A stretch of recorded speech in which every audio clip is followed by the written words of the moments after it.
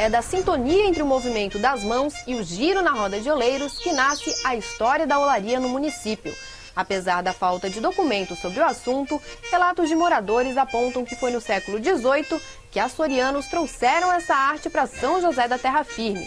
A partir daí, o ofício se espalhou e a atividade de moldar peças de cerâmica se tornou o ganha-pão de muitas famílias.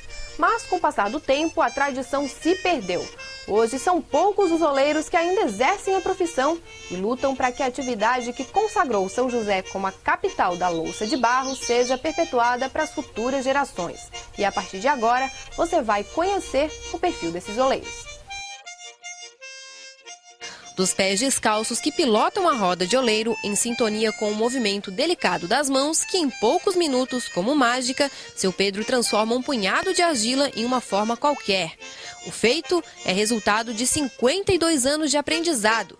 Aprendizado esse transmitido por uma das poucas mulheres oleiras de São José, a dona Zenir, irmã de seu Pedro. A minha história foi assim, ela trabalhava já, ela começou na ponta de baixo, trabalhando junto com o meu parceiro pai.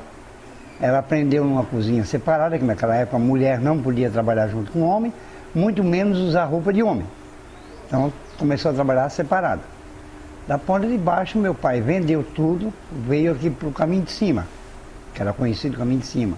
E nós viemos para um local chamado a Curva do Ceguinho, como permanece esse nome até hoje.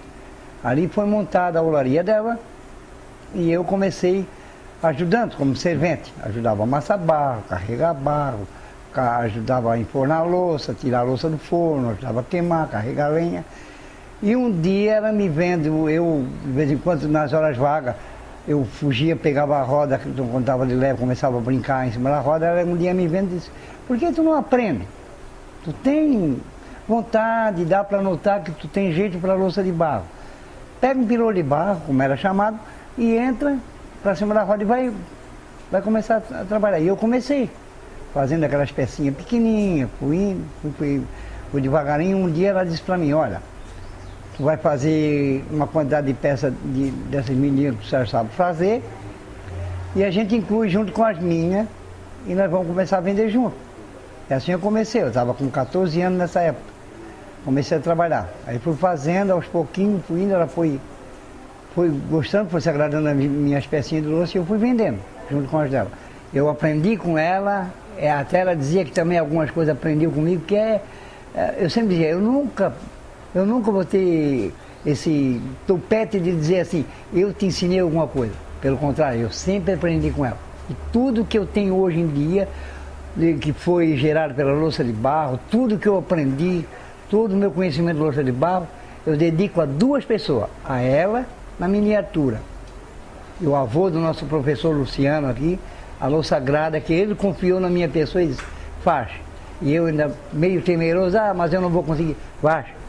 Faz porque quem tem talento para fazer a peça miúda vai fazer a grave. E eu comecei a fazer e até hoje eu faço peças que hoje mesmo eu me admiro.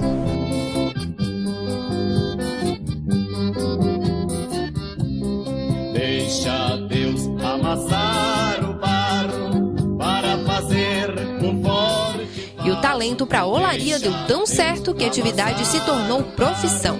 E aí eu comecei a trabalhar num período que eu comecei a me sustentar com ele, com a própria louça de barro. Então naquela época nós fazíamos 3.000 loucinhas por semana. Era feito. Nós vendia 3.000 loucinhas queimadas.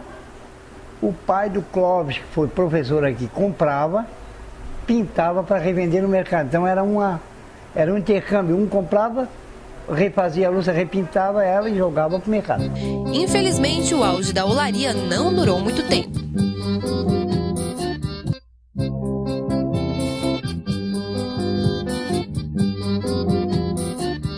Naquela época ainda dava para a gente se manter com a própria olaria, com a própria cerâmica.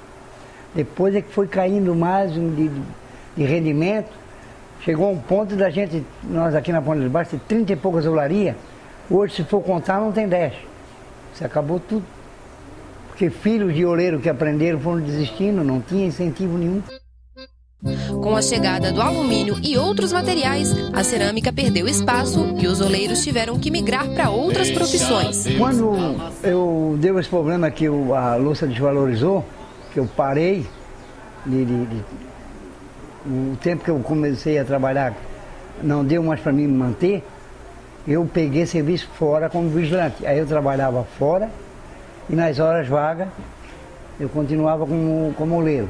Aí eu peguei um freguês ali do Bela Vista, ali né, de Barreiros, e ele me garantiu o serviço, ele comprava a minha produção, eu trabalhei para ele quase 15 anos, revendendo para o mercado. Eu vendia uma média de uma fornada, 2 por mês, dependendo do jeito de louça que ele pedia.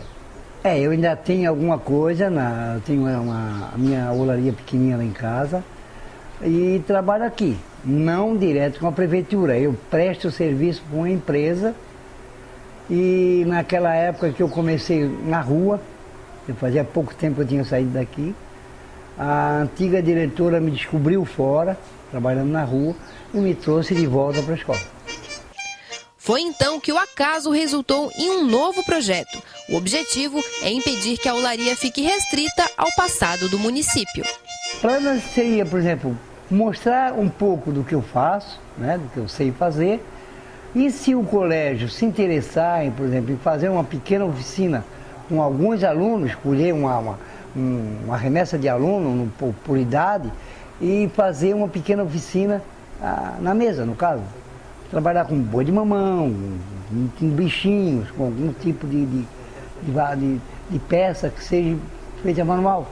Esse seria o meu plano. Eu acho que a primeira coisa mais importante para a gente era não ver isso aí morrer.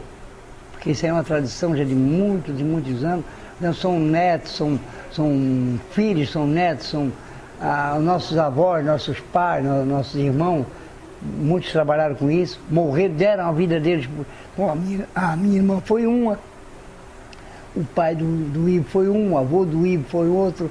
Então a maioria, o seu Orlando, que não faz muito tempo que faleceu, então eles deram a vida por isso aí, nunca abandonaram. E a gente não queria ver isso morrer.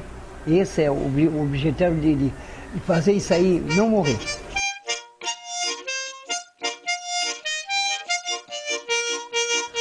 O anseio não é apenas pela cultura do município, mas pela própria vida de seu Pedro. Olha, se eu disser para ti que representa tudo, eu não estou mentindo.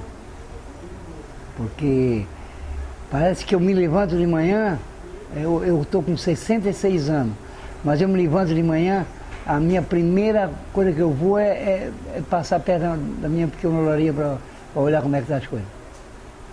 Aquilo é sei lá, eu não sei se é uma doença, ou é um vício, ou é um remédio, uma coisa para...